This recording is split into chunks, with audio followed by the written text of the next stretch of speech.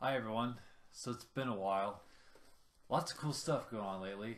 I'm in a different location. Well, not really. Still filming at my place, but I have an office set up for me now. Got a chair, a really cool movable mobile desk, nice little cork board behind me. There was another one, but that one fell down, so I'm working on getting some better holding for it.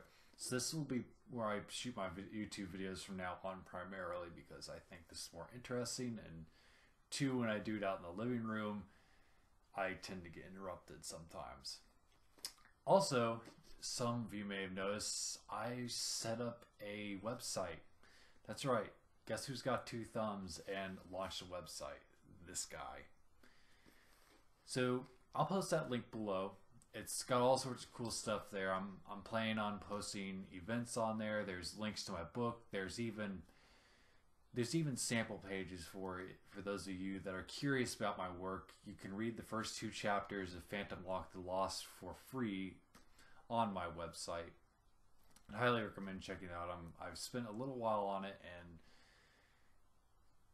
I used to study web design in high school, so the subject wasn't completely alien to me, but it took some doing. But I want to thank the people at Squarespace because they do a lot of really cool stuff there, and I'm excited to have my website presented through them. So make sure you head over there, and all of my information is up there, and I'll be updating it constantly. I've got a lot of really cool stuff that I can't really go into great detail right now, but there's more stuff on the horizon. It's never a boring day for this guy. That's for sure. But I wanted to come back and I wanted to talk about something that I've been thinking about a little bit, and that's the difference between psychological and physical horror.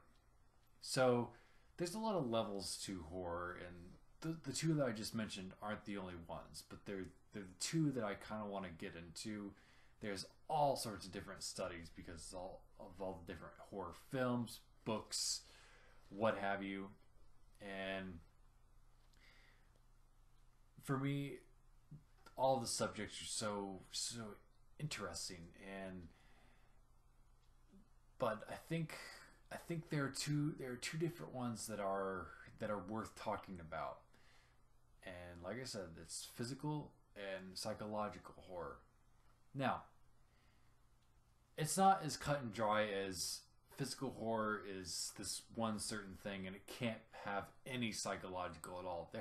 Even in a horror movie that's mostly physical horror, there has to be a pinch of psychological because fear, while presented physically, ultimately, where does it come from? It comes from your brain. So obviously there has to be some sort of psychological thing in there. But what I mean is, when I say physical, I say that there's a physical threat where the enemy is a thing or a tangible entity or a person. Now, you can have that sort of thing be psychological as well, and this is where it sort of gets complicated, and that's kind of why I want to talk about it because some people think that there isn't that big of a difference, and I think there is, but I also think they can coexist, which is what makes it so interesting and cool. So psychological horror is sort of a battle of the mind with this entity that can't be touched. A great example of a film that uses psychological horror is The Exorcist. So in The Exorcist, this innocent 10-year-old girl is possessed by this entity. And this entity latches onto her and her family and just makes them completely helpless and powerless, and through the film breaks them down mentally.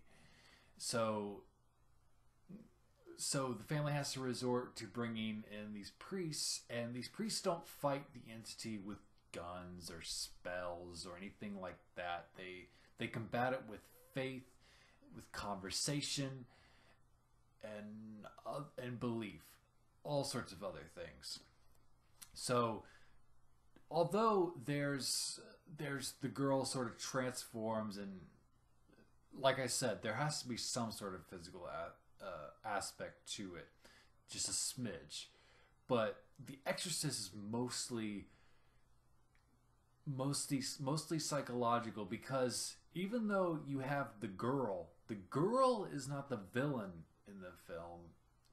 It's the entity, which cannot be touched in any way, shape, or form. If the say the priest took out a gun and shot the girl, that wouldn't defeat the entity, because the entity isn't a tangible thing. It can't be killed by normal means, and it doesn't fight using normal means. Yeah, it knocks them around a couple times, but typically it results in using mental tactics to break the characters down through exposing their weaknesses and going through their sorrows and doing all sorts of nasty, not very nice stuff. And I won't spoil the climax, because, I mean, if you haven't seen The Exorcist, what are you doing? It's one of the scariest movies of all time. And the reason for it is, it's not so much that it's a giant monster that has to be beat or whatever. It's this entity that takes advantage of this innocent girl that's done absolutely nothing wrong. I mean, she's an innocent girl, and that's what makes it scary for the audience on a psychological level, because, like, well, if that could happen to a 10-year-old girl, then it could happen to anybody. Now let's go over to physical horror. So to me, physical horror it's a tangible thing. It's a thing that can be shot. It's a thing that can be fought physically. And a great example, I thought, was Ridley Scott's Alien. Now, Alien does have a lot of psychological moments to it, but when it's boiled down to the actual creature and the actual problem, it's a physical problem. You can't really reason with the alien or get rid of it based just on faith. This is something, in order to get rid of it, you have to do something physical. You have to kill it, or you have to blow it out the airlock. It's not something you can just. It's not like in The Exorcist, where they fight it with fate.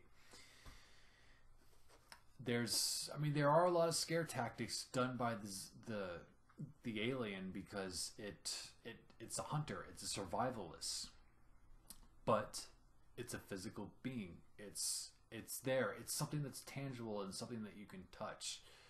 It's something that can be killed, which sets it on a different level and a different sort of horror. So, what's better? I mean, is it better to fight something that's physical, something that you can defeat with a gunshot, but yet can hurt you physically? Or is it better to fight and go against something that attacks you mentally and on a personal level and just breaks you down as a person? Well, what's even better and more horrifying is when the two come together completely. Like I said, there's times when there's no such thing as a purely physical horror film, in my mind anyway, because there has to be some sort of psychological element to get the fear going throughout your body. And there's no completely psychological film. There has to be some sort of physicality. There has to be, even in the movies that don't show hardly anything at all, there's something physical. It's in there somewhere.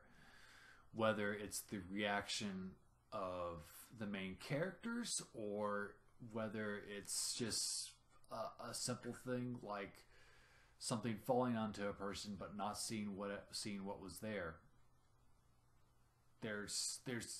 But to me, there are times when it's 50-50 and it comes together. And a good example of that, in my opinion, and this is just the way that I see it, is one of my favorite movies of all time, John Carpenter's The Thing. Now, I know what you're thinking. Alex, John Carpenter's The Thing features a physical alien like Ridley Scott's Alien. I know, and the the thing from another world can be destroyed by fires and explosives, maybe even guns too. And for those of you who haven't seen the movie, the thing is about these people that are isolated in the Antarctic, and they find this shape-shifting alien who can assimilate people and turn into them. So essentially, there's points in the movie where they don't know who to trust. And to me, the movie has two villains. It's the alien that transforms into things, and the paranoia. And the paranoia is the mental thing that breaks down these characters. As the movie goes along, you feel and see how tired these guys are. There's bags under their eyes. They're at each other's throats, and that's a psychological thing. That's why I think John Carpenter's The Thing is one of those perfect horror movies. It's one of the reasons it's my favorite movie of all time. It's so terrifying because you have the physical entity that can kill you by touching you or attacking you, and it's also breaking you down on a mental level, both through a personal attack, because maybe it's your buddy and he's trying to whittle you down, but he doesn't want you to know that he's a shape-shifting alien. So maybe he's trying to tire one of the other guys out. That's the sort of thing. It's like, even at the end, there's a level of uncertainty. It's not a clear-cut ending. That's why it's brilliant.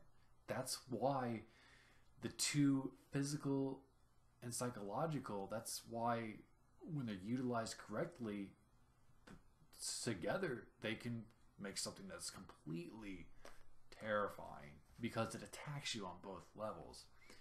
Now, which one's better? Neither's better. I mean, it sort of depends on what frightens you. Some people are scared of giant monsters, and other people are scared by things that are implied, things that they can't see or understand. To me, if it's something that can stand in front of you and be touched, then it could be understood and studied, touched, destroyed, whatever. I mean, obviously, if the alien was in front of me, I'd be scared out of my mind. But something, and then you got on the other side, you got something that's psychological, something that can't be touched, and that not everyone's going to believe in possession and ghosts, poltergeists, or whatever, because it's not something physical, something that can be presented. Not always, anyway. Especially not at first. That's why individuals have such hard time believing in ghosts, because until they see something moving across the room, or until they see a good solid picture, then they don't believe it. It's not like I can be like, hey, there's a ghost next to me, but you don't see anything. That's why it's psychological. So tell me what you think. What do you think is scary? Do you think a physical horror is scarier, psychological, or do you think it's better when the two come together 50-50 and create something completely horrifying? Comment below, subscribe to my channel. All of my links are listed below. Follow me on Twitter, like me on Facebook. Check out that new website, and remember, stay horrified.